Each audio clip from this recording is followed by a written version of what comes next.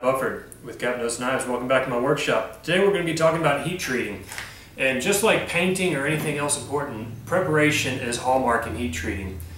And part of the preparation, you're going to be cleaning the blade, you're going to be putting it into some foil pouches, and we're going to actually go through the heat treat cycles as well. Now, as far as the foil goes, you want to use stainless steel foil. If you're heat treating a stainless steel, you don't want to do it outside the foil because it can be very bad. But with the foil, you have a couple of different options. You can have a lower temperature foil and a higher temperature foil. With this particular steel, the Elmax, I got to heat treat it at extraordinarily high temperatures, so I use the high temperature foil. To clean the blade, we're going to be using acetone. It's a simple chemical that you can get from Home Depot or any home improvement store. And you want to use some clean rags. You don't want rags with oil or grime all over them. Go ahead and zoom in to the work area now. So I can get closer and zoom down to the work area. Get closer so you can kind of see the top view.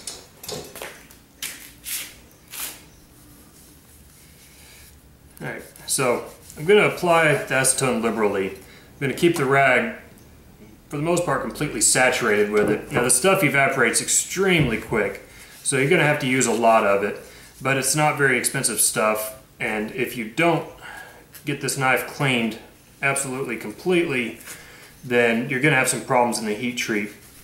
And basically what's going to happen is any oils that are left on the blade are going to focus the heat within that foil pouch, and you're essentially going to try to weld the pouch to the blade.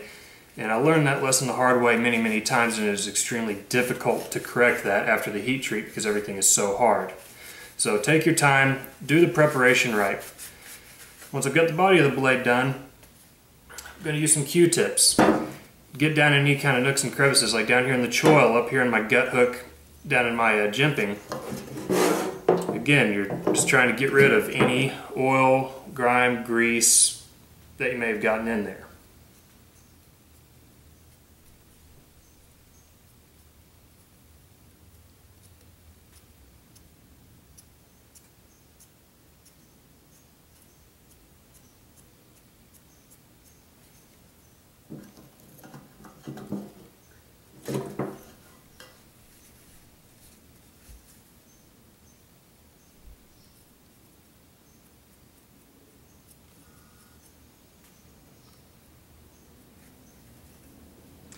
Alright, and I'm not too worried about my holes in the handle because those are going to be covered up anyways, and there's not really going to be anything making contact with them. So as long as I wipe down the outside of the handle relatively well, then we're not going to have any problems there.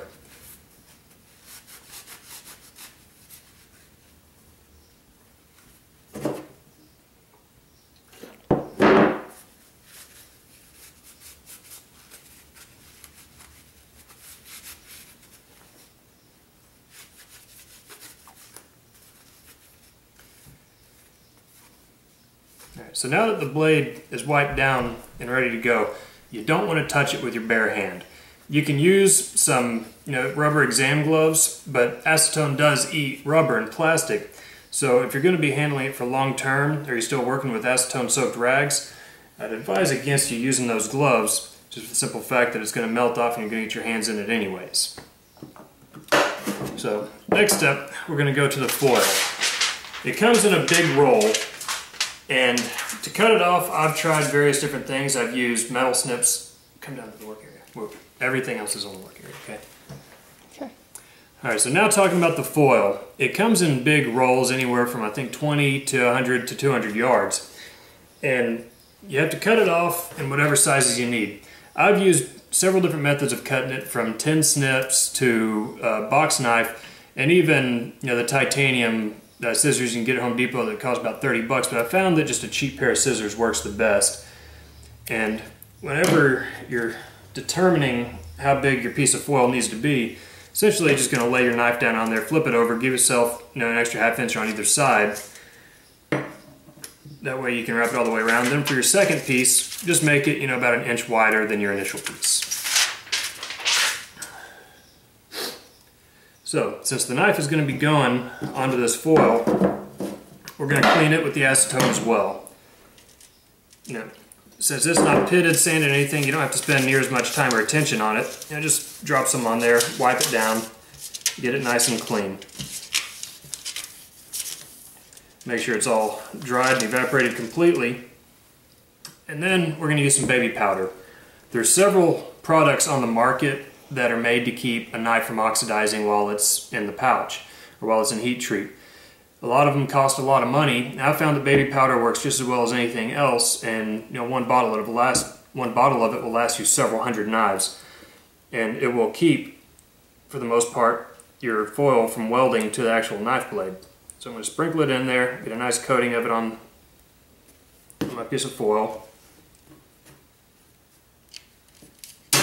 Drop the knife blade down on there, and then we're just going to make a little envelope out of it.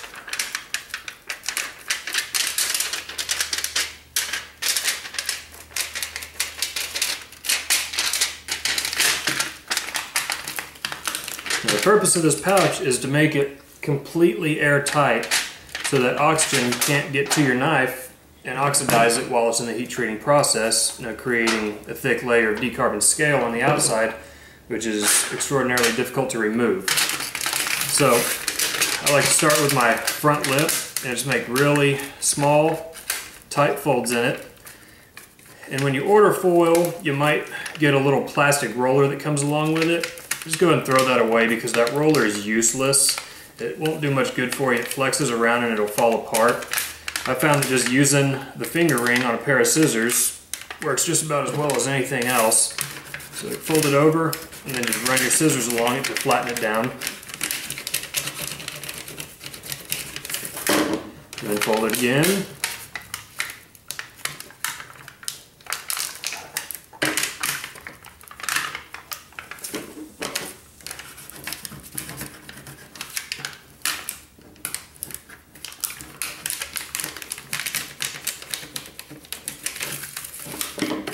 And then do the same thing at the ends.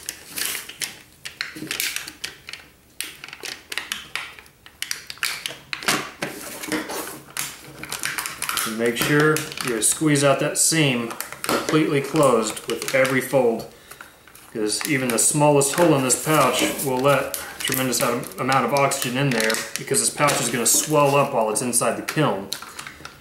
And you want all of that air inside the pouch to be inert. As soon as it burns off all the oxygen, you don't want a fresh source resupplying it.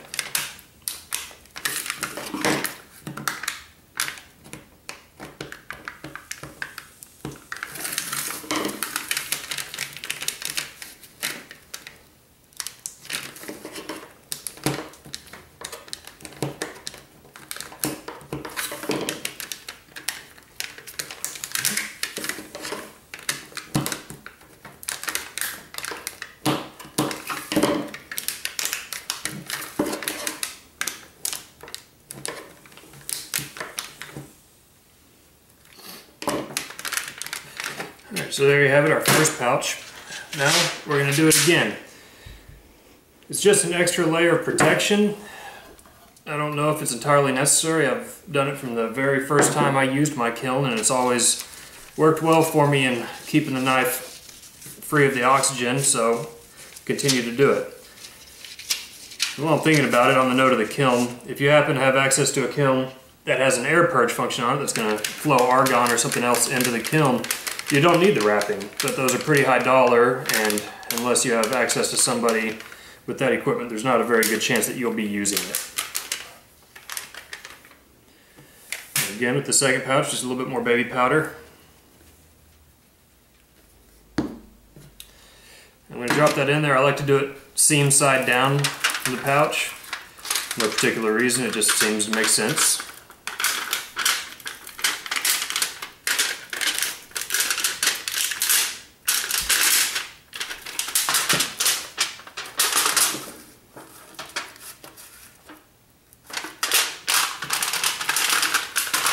And then same as before.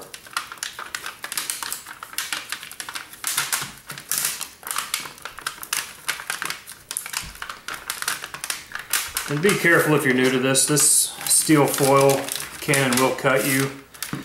I've suffered a lot of cuts on it, but after making so many knives and cut myself so many times I just kind of stopped caring about using work gloves and prefer to maintain my dexterity, and cuts just happen.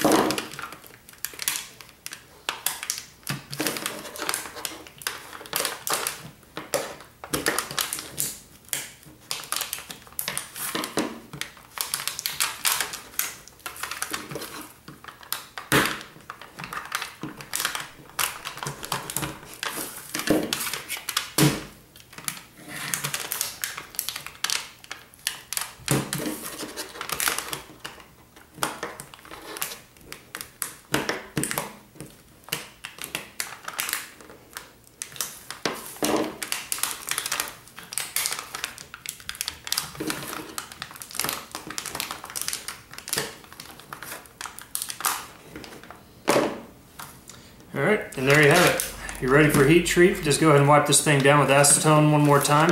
And after that, don't touch it anymore, because again, you don't want it to go into the oven with any of your finger grease on it, or any of the oils that may come off your workbench or anything else. So next, we're going to take this and put it into the kiln.